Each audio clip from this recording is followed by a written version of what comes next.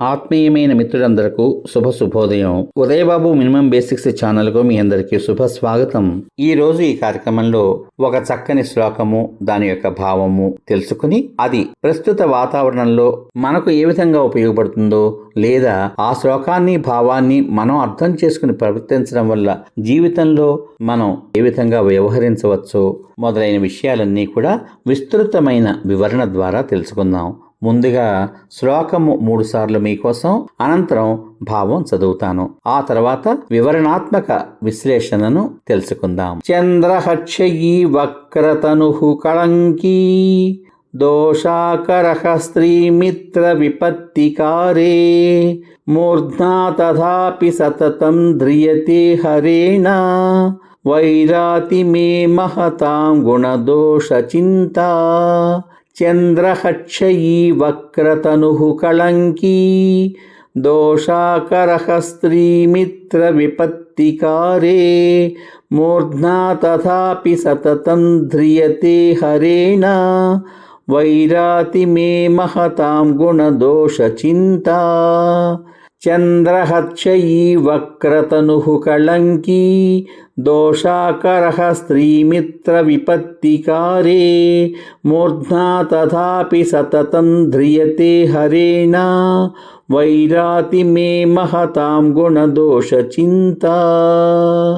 ఇప్పుడు ఈ శ్లోకం యొక్క భావం యథాతథంగా తెలుసుకుందాం. సహజంగానే చంద్రుడు క్షయం గలవాడు, వక్రమైన శరీరం కలవాడు, అంటే వంకరగా గల శరీరం కలవాడు, కళంకి దోషములకు నిలయం, అప్రియమైనవాడు. అటువంటి చంద్రుణ్ణి కూడా పరమశివుడు తన శిరస్సుపై నిత్యం ధరిస్తాడు.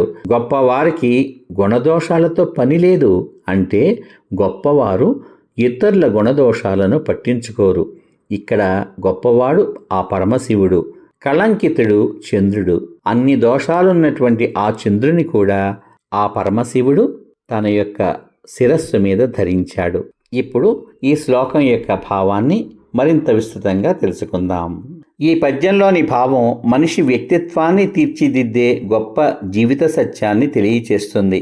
చంద్రునికి అనేక దోషాలు ఉన్నాయని శాస్త్రాలు చెబుతాయి. అతడు శుక్లపక్ష చంద్రుడిగా ఆ 15 రోజుల పాటు ఎదుగుతాడు.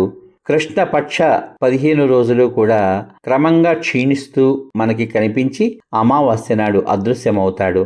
అతని ఆకారం ఎల్లప్పుడూ ఒకేలా ఉండదు. అందుకే అతడిని దోషాల నిలయమని కూడా వర్ణిస్తారు. అయినప్పటికీ పరమశివుడు అటువంటి చంద్రుణ్ణి తన శిరస్సుపై ధరించి అతనికి అత్యున్నత గౌరవాన్ని ఇచ్చాడు. శివుడు చంద్రుని దోషాలను కాకుండా అతని ప్రత్యేకతను, అంటే అతడిలోని శుభమైన గుణాన్ని మాత్రమే చూశాడు. ఈ పద్యం మన జీవితానికి కూడా గొప్ప సందేశాన్ని ఇస్తుంది. ఈ ప్రపంచంలో సంపూర్ణమైన మనిషి ఎవ్వరూ ఉండరు.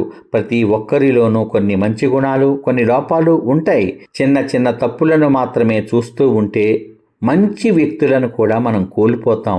కానీ గొప్ప మనసు కలవారు ఇతరుల దోషాలపై దృష్టి పెట్టకుండా వారిలోని మంచితనాన్ని మాత్రమే గుర్తించి ఆదరిస్తారు.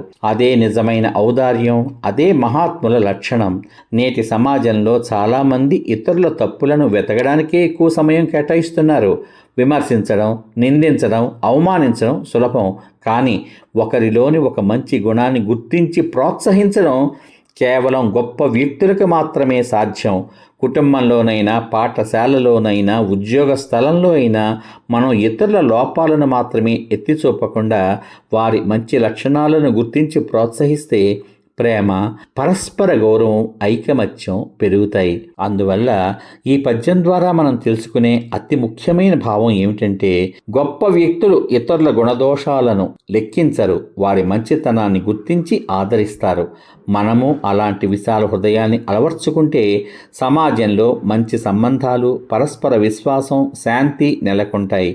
ఇతరులలో తప్పులను వెతకడం కన్నా వారి మంచి గుణాలను గుర్తించి ప్రోత్సహించడం నిజమైన మానవత్వం. బాగుంది కదా?